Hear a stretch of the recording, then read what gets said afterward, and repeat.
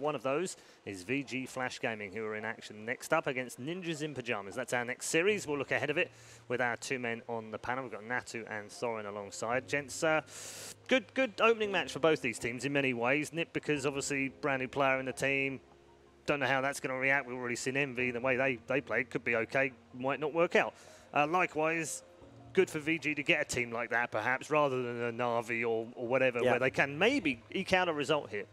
Yeah, absolutely. I mean, it gives both teams something of a window to believe you can win. There's actually factors that suggest they could. I mean, with the just as in the first series with Na'Vi, one of the reasons you can't put it too much against them that they won but not in dominant fashion is it is the first game of the day. You have completely shifted time zones. It's not as though in Counter-Strike we come to Asia that often, actually. It's pretty rare for the top teams now. So some of these teams, it's a new experience for them. You know, they can go the other way. They go to America all the time, but coming the other way, it's a different matter entirely. Yeah, indeed. I wanted to highlight a couple of the players on each side. We'll start with VG. Attacker is the guy that stands out on this team.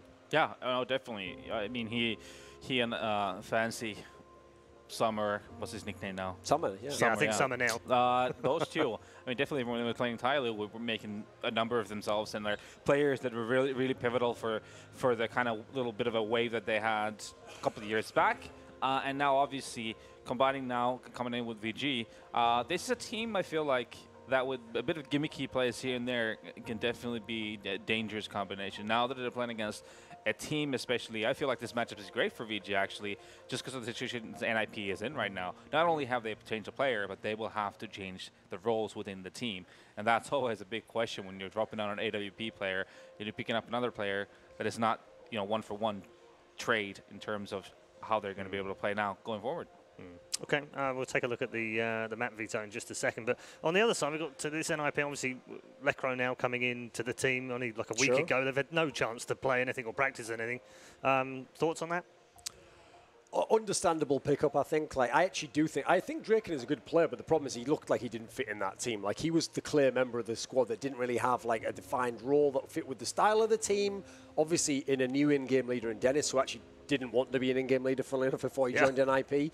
I don't think he really wanted to play a style that was going to be based around the AWPer and setting him up with slow tactics that you would probably ideally want. So I think it was just one of those moves that made sense for both parties. And then obviously, Lecro is talent. I think most people were surprised he was kicked from Fnatic. And so he's available. He's Swedish. Why not give him a chance, basically? So I think it's just a deal, one of those rare deals that makes sense for almost everyone involved, I think. Yeah, that hasn't always been the way recently, is it? Some of the deals that we've seen. Yeah, no, it's very true.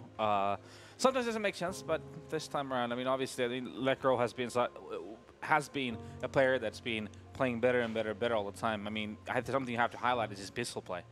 Dude's just insane when it comes to pistols, and there's a pivotal part of Counter-Strike as well. Yeah. Yeah, also something that Nip used to be good at back in the day. They used to be good at a lot of coached by a real coach. Yeah. Used to be. Oh yeah, that's true. That's way back in the back in the yonder. So we've got Mirage first, which will be VG's map choice. Overpass second info if we need it. Yeah, I mean Mirage makes sense. It's a map that the Chinese teams have always really wanted to go for. It's a map that when Tyloo had their splashes, that was the one map that they would always have that on, and they'd come up with these very unconventional plays. They'd have these pushes from two playing catwalk, two coming out of connector, kind of weird plays that then a lot of the European teams had a lot of struggles to play with. And so obviously, traditionally used to be the permaban of NIP, not a map they've traditionally liked. On the NIP side of things, I think the interesting thing here is the last few tournaments, they've actually really stressed Overpass as their main map pick, which actually, again, goes counter because that's a map that they never seemed to like back in the day. But they're obviously a very different lineup now. They don't even have Exist in the team anymore. So they're trying to rebuild things. Dennis is trying to go a different approach. So I actually kind of like the map for them overall. I think with the squad that they've got, they have to play a different brand of Counter-Strike anyway. You can't just go with the old classic. You can't just be picking Cash every time. Those days have come and gone. The Inferno one in the middle is a weird one because I do feel like if you get to that map somehow, if it's a 1-1 series, that's a bit of a toss-up, actually. I don't particularly think NIP is a monster team on the map. If Flash actually play it, which presumably they do, it's one of the most played maps in the pool, I think that's where it would get interesting. But you have to take care of home advantage and get the Mirage pick first if you're Flash before we're going to even talk about Inferno. Yeah. What does the fact that we've got Mirage being played for the first time at the tournament and it's on the new patch as well, what impact does that have on the two teams? I mean, yet to see, right? I'm not sure if it's going to really affect all too much. If they've probably gone through, like, we might see a team here trying to do one of those stacks where they, maybe try to pull a fast one and throw that for past smokes from B, for example, while they're stacking the B bomb site. But whether or not going to be seeing something crazy, I'm not sure. I'm really looking forward to it. I hope we are, because that'd be great. But they've had very little time to prepare anything crazy. Yeah. They've had 24 hours, Duncan.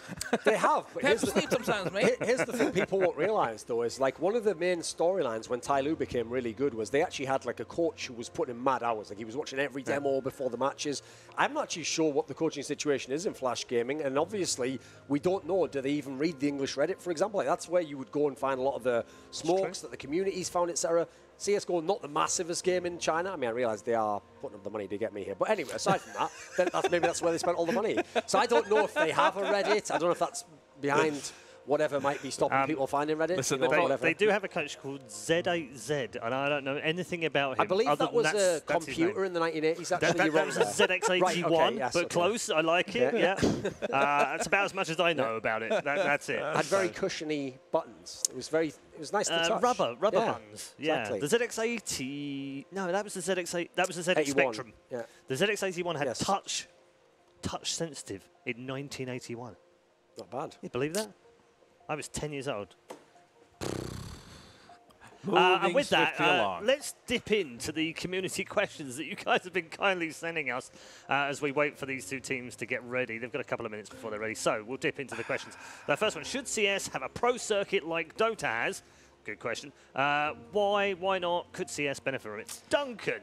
Problem with this question is it's got such an obvious answer. No, of course not, because if they had a pro circuit, then the tournament organisers would make a lot of money. They'd be able to put on a really great show for the fans, hold them in really big stadiums, in proper first world countries and everything.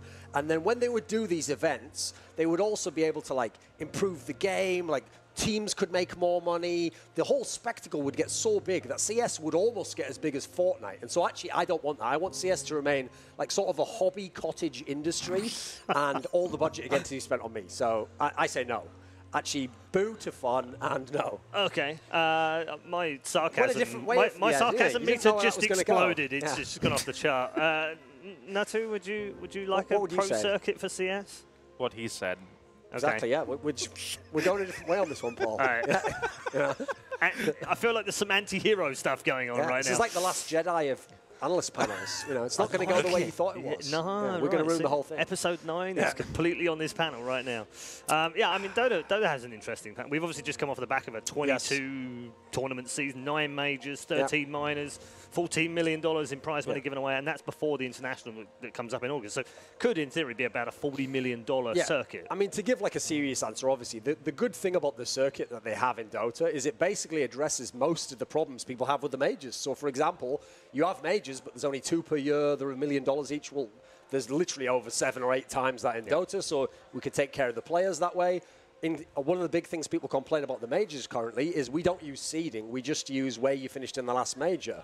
Well, that's a flawed concept when you play a major every 6 to 8 months because you see what happens in 6 to 8 months.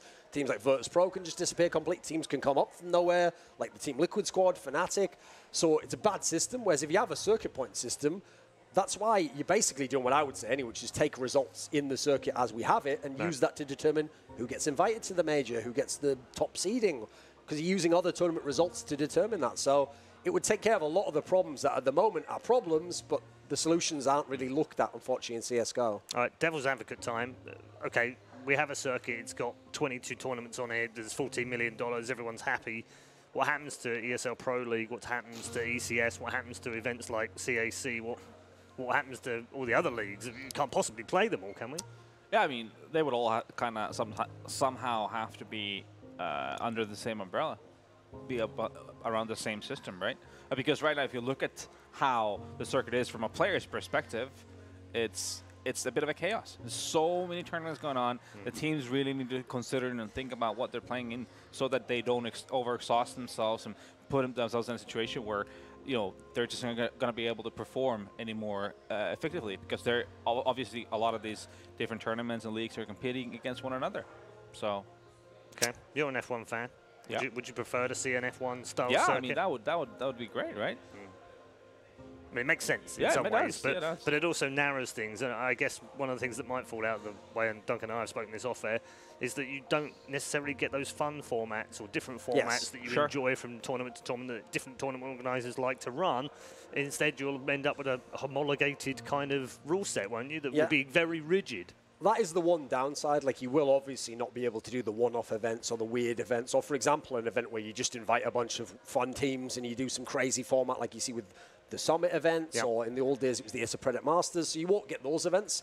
But I think overall, when we're looking at it from the esports side of things, the positives will outweigh it. I mean, for example, you hear teams all the time complain about oversaturation, or even worse, the scarcity elements. Okay, you know you don't want to attend every event coming up, but you don't know which ones you'll qualify for. So sometimes it just so happens you get 3 in a row, sometimes you get none for a month and a half. The difference is, if you really knew the calendar, you could actually plan it out. I mean, this is actually what Astralis does at the moment, but they also do live in a kind of a bubble where they have the refresh money behind them, and they can kind of play to a different beat than the mouse sports of the world, who have to attend an event in Brazil without even all 5 players. So I think you would see a lot of the things that seem unprofessional would almost overnight go away, just because you would kind of, you'd put a standard out there in the scene that we can all rely on.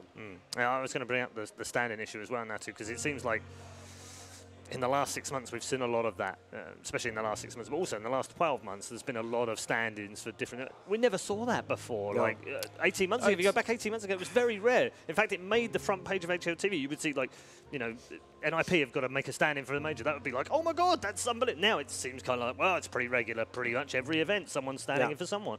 Yeah, no, it's very unfortunate. Obviously, I guess, again, it touches the same topic here, kind of, because there's so much going on that players, first of all, have injuries, and then there's obviously the mental fatigue, things happening in the background that we don't know of in their lives, in their families, perhaps, that all that affect how they're capable of performing, obviously. So, I mean, it's just kind of, what can I say? It's the nature of the beast. Right. And that's why you think in sports and different kind of games you have you have substitute players within the roster, right?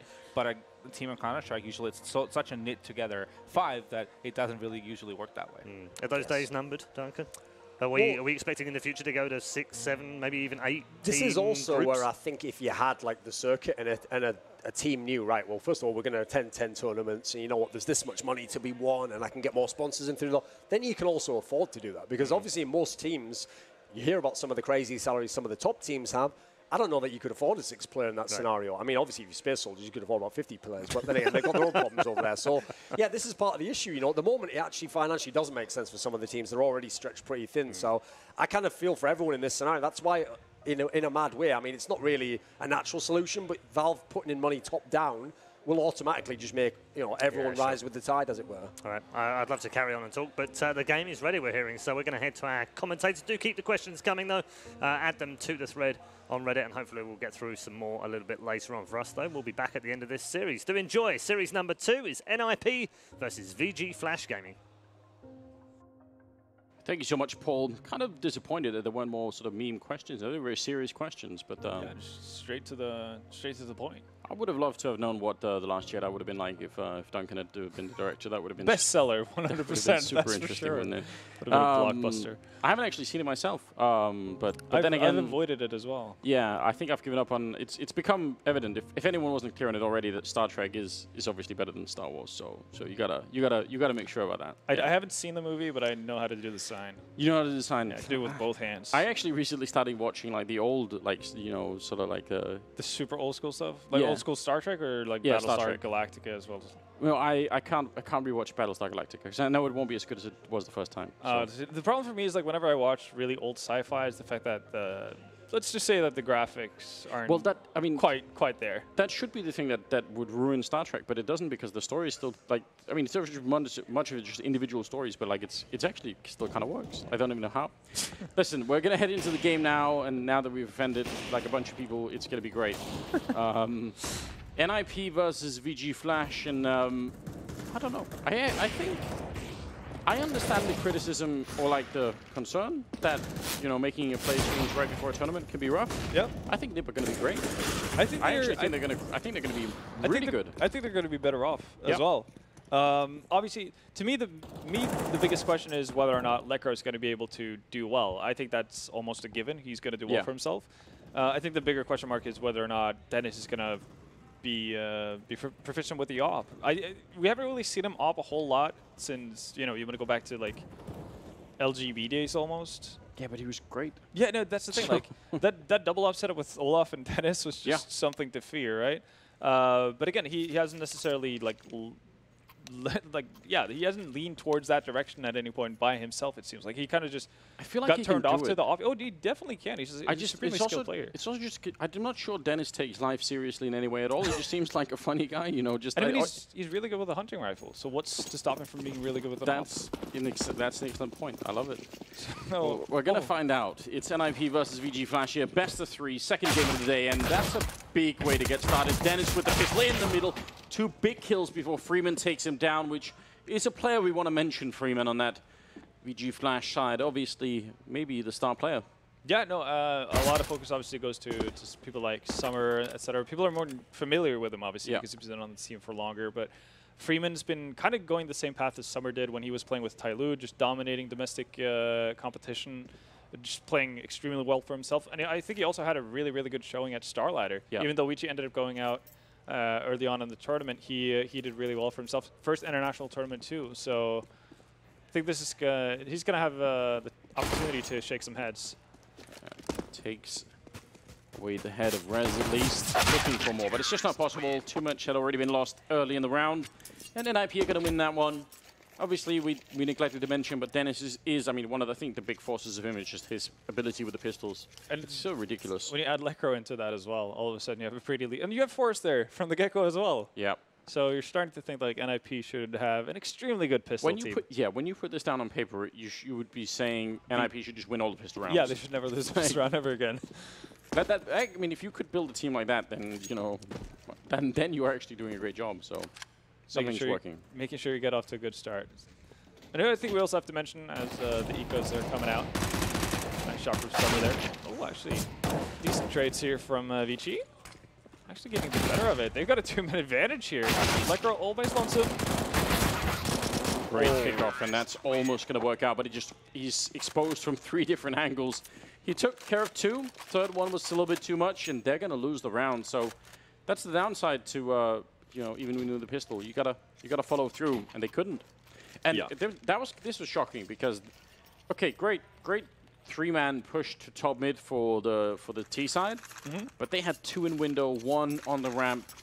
NiP should have won that fight. Yeah, no, Summer finding the first pick on the one guy in the window obviously lessens the firepower that NiP has. Yeah, in that scenario, that's a pretty big get for them. But yeah, no, it's still, you should be favored if you're NiP in that kind of situation. I think we also need to mention the fact that we are playing the new version. Yes. Of Mirage. That means no skyboxes. And teams won't have had most time in the world to actually figure out how to utilize that to the best of its ability, but that's definitely going to be an extremely interesting prospect to see in the future. Super excited to see how this map starts playing. Just very quickly might become my favorite map again. So yeah, I'm really looking forward to that. And obviously there's been some small additions. You know, A-Palace has a bit of a slanted wall that you can bank Molotovs off into dark and whatnot. And obviously the massive change of changing the stairs up into B-apps. Nobody can ever get stuck there again. Oh no. Why, Summer?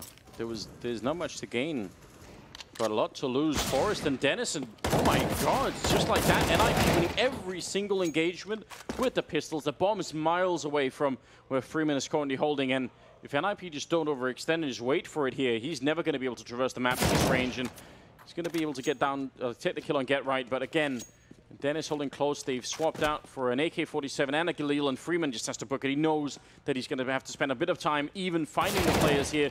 Gets 1 headshot. Oh, that was the big opportunity. Now he knows where Forrest is. He might be able to bring it back. 1 versus 3, and he's going to make it back through the window running. Oh, it's getting shot in the back. It was such a good idea, but Forrest will win the return fight, and NiP now 2-1. What a strange beginning. It did like 98% of the work. All he had to do was run with his back turned, still would have had time to go through jungle, make it over towards the bomb site. Just really, really nice idea. And you can see why we kind of pointed out you should keep an eye out for Freeman. Definitely nothing wrong with his mechanical skill, and just a little bit to go in terms of decision making. But yeah, but on the other, I mean, the one thing that I think a lot of players would have done wrong in that position is they would have hunted. They would have had to spend like 3 or 4 more seconds for each kill. But obviously, when you have 30 seconds left, if you spend like 4 or 5 seconds per kill, then you just don't really have any time. But he was like, well, if I'm going to win the 1 versus 3, I have to be really quick. So he just got the first 2 real quickly. That was a good, smart choice, I think. Yeah. They're still going to be able to get an AK in his hands as well. A bit of a force back from VG. They were talking about the desk, you know, they're not necessarily too sure how much VG have played Mirage, how good proficient they are at the map. They did play versus Na'Vi at Starlighter as well. One of the big issues they had with their T-side is that they're really good at actually finding opening kills, creating distractions on the map, and actually doing a lot with that. But they had extremely big issues with actually maintaining utility for when they actually wanted to get bomb plants down and covering those angles off. So they would constantly get up on the site, remove the initial defenders, then get picked off by people rotating in and disrupting the bomb plant. So considering the fact that they bought up this early, that is a bit worrying, especially when they're not finding the favorable attack goes down. Oof. Lost opportunity there. Yeah, not loving life. He was kind of exposed a little bit somehow. That's a shot for the C-set 75. These pistols are so good. Getting 1 more kill on Get right now, trying to cross with the bomb, but it's going to be dropped on the floor, and that's a bit annoying. Summer going to go for the fight with the M4. Lecro on the other side with the MP7 currently.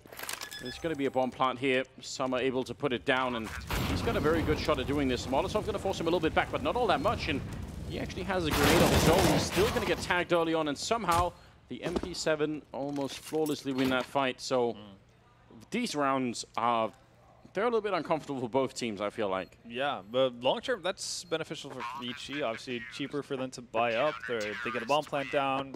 NIP has to replenish their entire team pretty much. Yeah. They don't necessarily have the money to do so. So I'd be actually surprised if we didn't see a bit of a buy come in here from VG, even though they can't afford necessarily. They could afford AKs if they drop things around, but they're actually just going to go with pistols instead and light Kevlar. They want to get to their weapons eventually. Their C-set 75s have been absolutely devastating so far. Yeah, I mean, who would have thought 2 damage wasn't enough to fix a broken gun?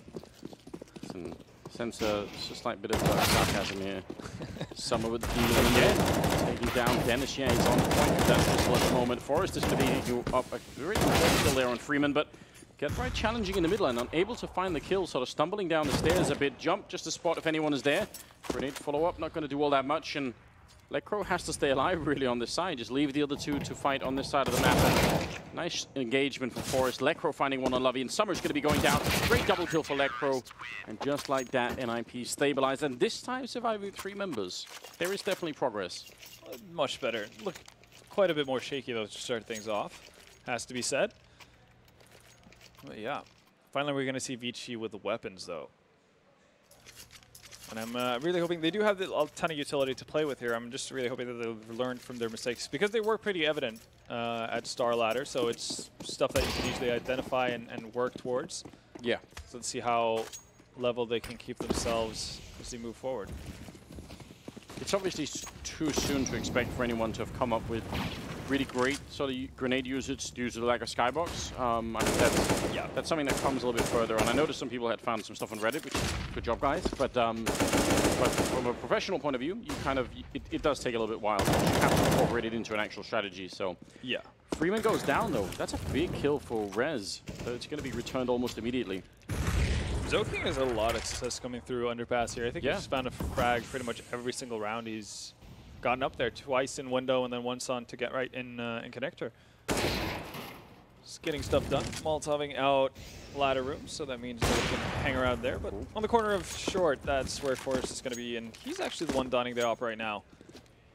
Talking about how I was expecting Dennis to be the opper for the side of NIP, because I mean Forrest's somewhat opping, I guess. You know, being a semi-dedicated opper has been something NIP have tried multiple times. Yeah, but I mean, I don't know. There's something devastating about the sort of the whole. If you try and dig into what kind of player Forrest could be, it almost, I feel like even now, if he just just how gave him like 10% more or something. He just could be, again, like the ultimate player. His style is just so enigmatic that it's hard to even explain how good of a player like, it just always feels like it's just a little bit missing, just a tiny, tiny bit. Soaking doing a fantastic job in cleaning up more NIP players. Even if he doesn't win this round, these couple of kills are absolutely vital. And he's going to run to try and see if he can get the bomb planted. He might be interrupted here from CT spawn. Lekker's pretty close by. And the bomb is going to be going down. He should be dead within pretty much 1 second here. And he's going to go down to Forest. Still, that's a big win for Soaking. But, like, do you ever get that feeling that, like, even throughout all these years, if let's say somebody stripped all of the HUD and you didn't know what player you were spectating, like, I still feel like you could guess a lot of the time whether or not you were watching Forest play. Yeah. Like, just from his movement, there's something about the way that he plays the game. Like how controlled it is, like, regardless of what you do. You never, we've been watching Forest play CS for, what, 15 years now? And you never see him out of control. No, like... Which is unreal. Like, it's so unusual to see somebody have that kind of calmness to themselves whenever they get into tricky situations. And it's something that's just ingrained with him. And that's, like, one of the problems I have. It's not the fact that he can't op. He's definitely, like, a very proficient opper as well. Yeah. But it's just that whenever you think of Forest, you think of him as a rifler. Yeah. Well, I think he seems very mood-driven, you know. So if the op isn't working for a couple of rounds, he just doesn't want to do it anymore, you know? This time, Pistols again. They've already lost somewhere at top mid, so that's a little bit unfortunate for VG Gaming. They obviously want to try and find a way through to get a round in here on the first half. They've got the one from picking up the second round. Lovey's low on health, and I can understand the attempt to push into CT spawn.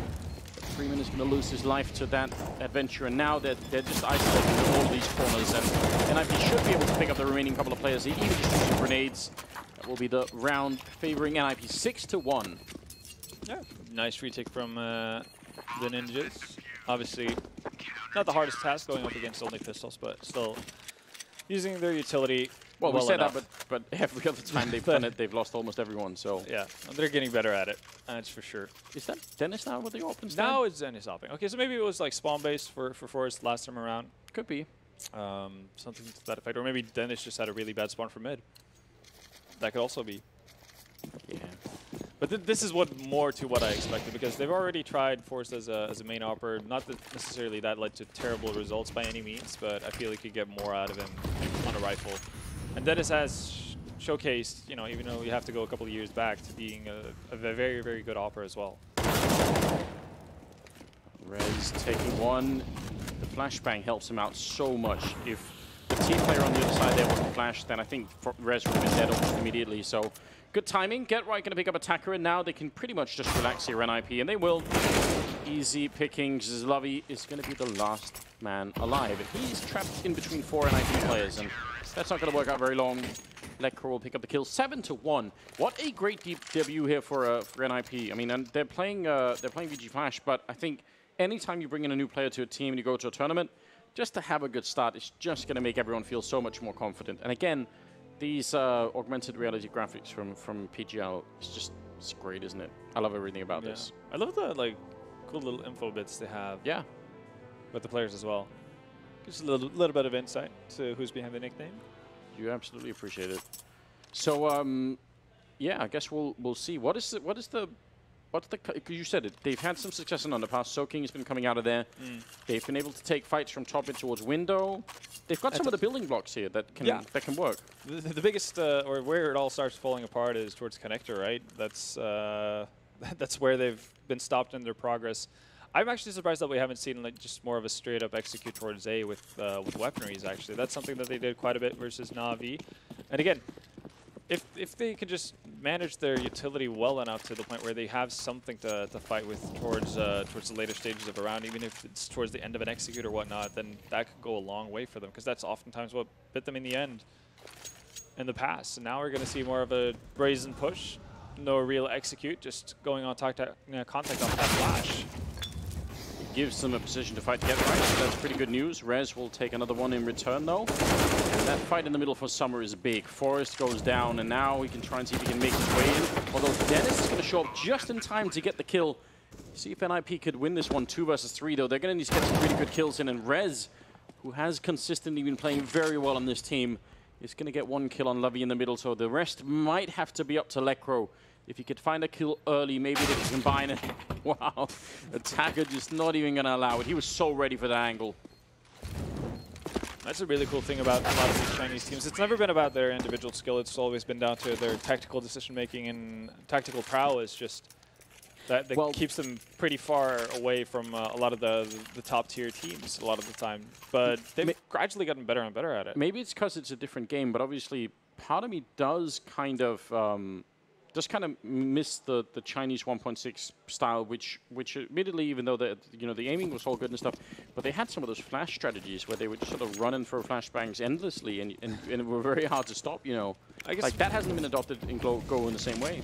Dust 2 is back in the map. That's where the Chinese CS first made their mark. If you want to go back to like 2003, 4, and 5, yeah, WNV, right? They were unbeatable on Dust 2. Yeah. Only downside was it was the only map they knew how to play. Listen, but it's better than nothing, right? Like it's definitely better than nothing. Joking back in familiar territory. Of course, the very aggressive position here. He doesn't necessarily have. Okay, we're going to see a rotation and connection here to get a bit of a wider angle onto underpass. Still very exposed as soon as that Molotov goes out. Is Rez going to flash someone in? I thought maybe he would try and flash. Get right or whoever it was, yeah, playing close to the apartments. Not this time, though. Under a minute. See if they can do it once again here from underpass. They have been given mid control without too much of a contest right now.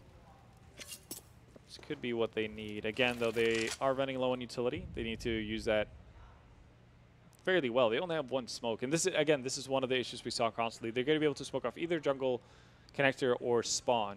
And usually they tend to forget about the one spot they don't smoke off. Get right forward position, bit of an off angle, but Freeman just with a wide peek to take him down. Rez caught in the open, that's not good news. Dennis has to do a lot more here while the backup is coming in. And actually, one is already holding the window room. This is very forward thinking coming out of Soaking. And I think if they don't get a quick kill like that one, they might have had to give it up. The bomb will be going down. Dennis almost catching it, but Freeman again being proactive in this situation. And it is a 2-on-2. VG.Flash desperately need this round. Forrest is taking a kill, but Summer and Attacker both at the ramp, and there's no grenades left on NIP, so they can't even really block them out. Bit of a weird situation to be in. Once they get the first kill, if they do here at the ramp, they might not expect the second player to be there. Summer going to pick up the one, and now Forrest waiting, and Summer will just close out the round. Easy enough for him, and that's a third round on the board. Finally, something working. Finally, yeah, and that's also like a bit of an interesting note on the VG Gaming side is the fact that for those who paid attention, well, Summer, for those who don't know, Summer used to be named Fancy.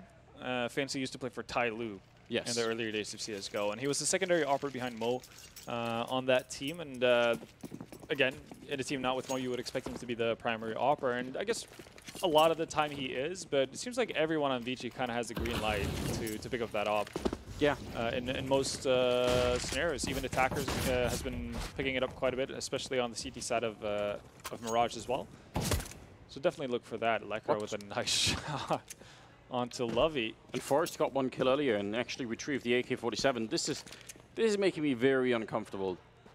Can't see my face, but it's all curled up. I'm just not enjoying this part. Listerine face. Yeah, exactly. Well, Freeman has at least grabbed control over mid. Not necessarily deep control, but did something. Get right again. Gonna try to get aggressive. Was successful the first time around. Not gonna have the same luck now. Obviously, no weapon in hand, so that does make the job a lot harder. NIP on their end, though, they have set up a bit of a mini stack towards B. Two out of the 3 players. I think they've boosted up on site as well. Yeah, smart detail for Attacker to throw the rifle away. Just making sure that nobody from NIP could pick it up at the end of the round if it happens. Yeah. Although they are walking towards a bit of a stack here with that boost up on top of the box. An AK-47, that could be lethal. And really could. They have 2 Molotovs, though. Hopefully they're going to use their utility properly. Oh my god, Forrest. That's such a huge swing. Almost 90 degrees to pick up that second kill. Freeman goes down, and now Attacker, well, he knows where Forrest is, but it doesn't really help him. He has to somehow find the bomb as well. With 20 seconds, he's going to make his way down, getting shot at the back from Lekro. And that will be the round for NIP. That's kind of hard to come back from if you're VG Gaming, I think. Yeah, that's a rough one. Feels like it should be a fairly easy get for you, but look at how quick Forrest is. Freeman's just given no chance. Oh, talked about how we like seeing Forrest on the rifle more than we do the op. It's definitely showing off. 14-5 in the early stages of the game. And now, yeah, again, new players picking up ops. Attacker this time around with the op in hand. On a bit of a, well, I wouldn't even call this a half buy, but it has an op in it. Oh, he actually got that shot. Get right down to 32, but I don't know if it's really going to help. He's so exposed out here. Backup is coming up for the connector, and again, the C-set 75 is going to ring true the first time around. A lot of trades going on in the middle. I think Get Right's a little bit... Oh, he actually gets caught jumping back. That's beautiful. He was a bit nervous getting into that fight. You could tell he really didn't want to, but... going to get caught by Dennis. Great attempt, and really, really a lot of impact in that round with the C-set and the AWP. Summer is now not in a good position. The Deagle not going to work out for him. Dennis will save the round with a triple kill. That will be 9-3. This is, yeah, this is a great first half for NIP, and it probably is going to get even better. It is definitely looking that way. VG just not being able to get control over mid a lot of time. It seems like whenever NIP wants to contest it, they get the better result of it. So VG probably feeling a little bit lost in terms of what they want to do. Like, I mean, if they could get mid for free, depending on the setup coming out from the ninjas, then that would be great. But they can't really bank on it without having to use quite a bit of utility, and that's not really in a position they find themselves able to do because of, well, a couple of interesting buys, to put it that way. See if they're actually going to use the bank flash here. No, it's going to be Lovey from outside of T-Pit to throw out 2 flashes. Going in pretty deep. They get down on the floor of the bomb site. See if the bomb plant can happen as well. The grenade's coming out right on top of the bomb planter, and he's pretty much gone. Although they trade 2 great kills, that bomb plant still would be nice to have. Again, as the bonus money is going to really help them out, and they are finally going to be able to do it. Although I think that also is pretty much the end of the round here, is Soaking trapped. They know exactly where he is and coming in from every angle. So that's a good round, though. Not bad at all. Yeah. You invest 2 flashes into a round, you get a bomb plant for it. Also, VG looking at a pretty significant amount of loss bonus as well. So probably going to see an off coming out on Summer this time around with full utility around him. Yeah, that would be good news, wouldn't it? Yeah. Especially if he could get that A spawn. I really love it when people go aggressive on A early on from T-spawn. Trying to find the guy crossing to connector? Yeah, it's just so much fun, isn't it? Because it's like, it doesn't happen often enough that people always remember. But but every once in a while when you get that perfect spawn, it's just, you can really catch people. And even then, like, just the timing, even if teams consistently smoke it off, just firing off shots at it's a very limited angle you can get, right? Yeah. So if the timing works out, that should be good. And finally, Zoking's put to an end in underpass early on. Rez has been doing a really good job over by connector. Yeah. I feel like Get Right's been struggling a little bit in this game. Yeah, he's been having a tough time. He's been having a tough time, not just in this game as well, but yeah, for a little while. Yeah, it's been on a downward trajectory. Like, for a long time, obviously, the NIP were struggling quite heavily, but in that phase of NIP, both Forrest and Get Right were having issues. Now it's just like Forrest is much more like his old self. Get Right still has some ways to go, though. Yeah. We'll see if there's going to be a way back for him. I think he's also like one of those slightly confidence-driven players. So yeah, it's been a rough time, I think, in that sense. Attacker trying to sneak his way in. AWP headshot. He only had 22 health, so it's a little bit of overkill. I mean, but fair play. Dennis takes no prisoners. No, it's definitely not. Want to make sure no ambulance showed up. No one trying to revive him at any point. The paddles aren't going to do anything. Yeah, I was about to say, paddles doesn't really do anything to like a blown off head. No. Well, right. I mean, I'm not a doctor or anything, but I'm pretty sure that's how that works. Yeah. Lecro is going to be taking down Summer, and that is a great turnaround. Again, Freeman is, I think, one of those players that's so much fun to watch. Look at this. He actually predicts the third fight as well. And that is that's the sign that you're looking for. If you're looking for someone who's like tuned into the game, yeah, that's it. Predicting the next fight after taking the first 2 kills. They don't win the round, but you know, we got to highlight something here, and I think Freeman is, yeah, he's making his mark right now. Him and Attacker and Summer currently at the top. Yeah, Or Soaking, I think. Soaking, Freeman, and Attacker, yeah. Soaking is sitting at 10. I feel like most of those have been ZZ kills. Sure. But, you know, they still count. But Freeman, yeah, definitely showing some small spurts of really positive signs. Right now, though, this snip defense is really, really being tough to deal with for VG. And this is only going to be like the second time we see VG move or put any real pressure over towards B. I think Soaking got tagged from the initial spam from Necro, and now ate a bit of a grenade, so that's annoying. Counter flash coming out to slow them down, and it actually works perfectly. That's 4 people flashed and slowed down. It buys time for Forest to walk up into the connector and otherwise, like also towards Catwalk. Otherwise, Necro would have been alone in that fight. I'm actually happy to see the fact that, ooh, nice shot from Rez. How is he so good with the M4? Like all the time. Pretty good player. Yeah, but it's the M4, you know. It's not supposed to be that good. It's just, I think like every fight that he takes right now, he wins the first one at least. Yeah. He's been doing really good, especially with the heavy focus on A that VG has had. If he's just been able to get that one frag, either of a guy coming out of back or somebody trying to move through connector, world of difference, and get right in a very common spot. It's going to be able to find 2. Puts VG in a really, really rough spot. Then he goes back in for more. No bomb plant. Across to the bomb site. Nice shot from Summer, though. Look here, probably going to be a boost coming in from NIP to try to deny a bomb plant. No, actually not. They're staying more passive here. Still going to work out, though. That looked like it was, it looked at first sort of waiting around and asking for it. Now this time, good job on Get Right. 2 kills, the first one especially. I think mid-air catching him, so that always feels great. 12-3 in the first half in favor of NIP. I feel like that's so dominant that I'm not really even sure what VG can do. No, it's actually tough to find any sort of what's even more hope here. I mean, what's even more ridiculous is how close so many of the first like 6 rounds were. So that like that was where they had the opportunity, right? Yeah, they could have done something, and a lot of them turned out in favor. All of them almost turned out in favor of NIP. So a bit shocking. Now we'll see. Can they find a way back? If they win the pistol, start to build something here on the CT side. Still a chance, but a very, very slim window of opportunity for them. Yeah, they have to get a work in early. Get the work in early if they want any shot at this. Soaking has spotted out one player, but receives 88 damage. NIP are not committed to this at all. They're just selling Dennis here, and he's actually going to be able to find frag. Balls up with the second.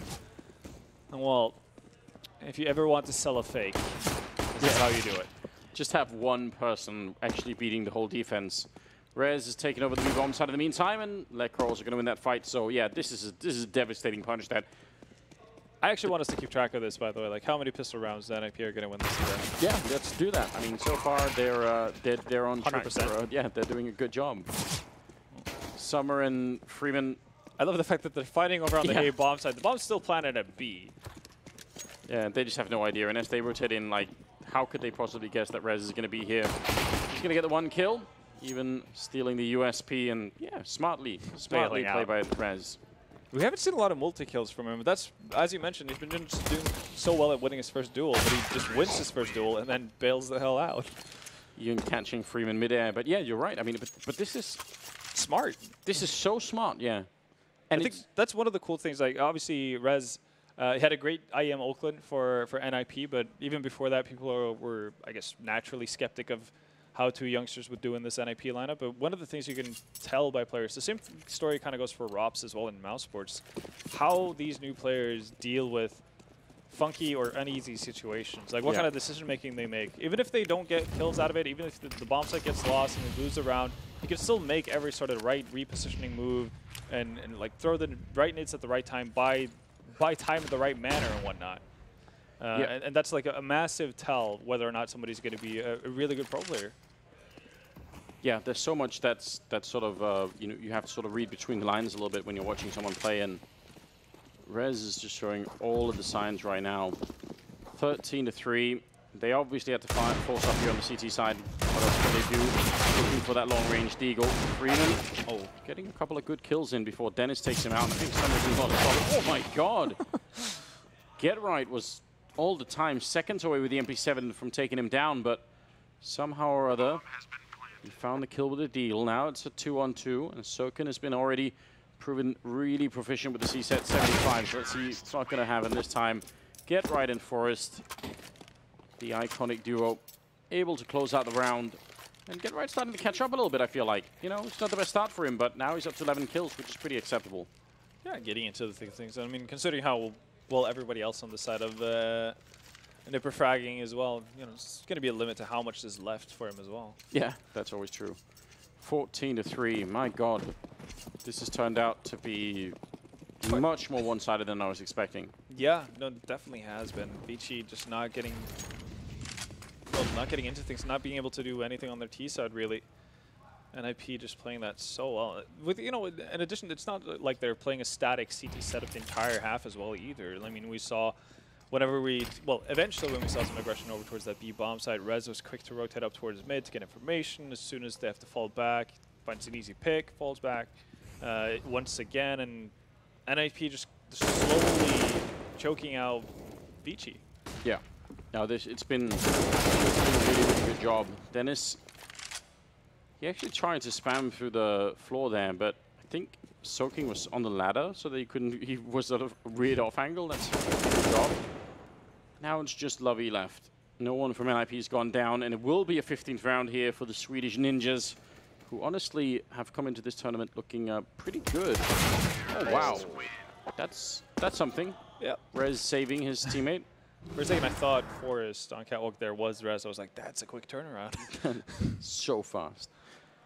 Would have been in line with what we've seen so far from the NIP players. Been doing pretty well for themselves.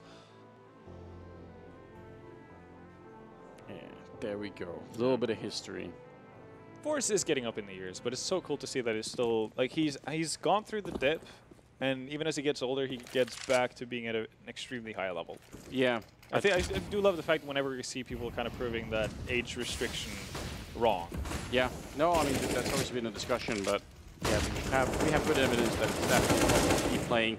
Get Right, Forrest, and Dennis opening up with 3 kills in this round. Only one of them returned, and Get Right now having a blast in the middle. Somehow he's come alive as well, and that's going to be the final kill. Lekro tapping away 16-3 in favor of NIP as they crush VG Gaming in this first map. That was a real display of power.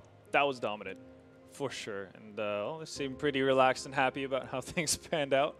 Listen, anytime you see Get Right laughing, you know that the team is doing something like that it's working. Yeah, that's good news. It's a wonderful sign. And it is.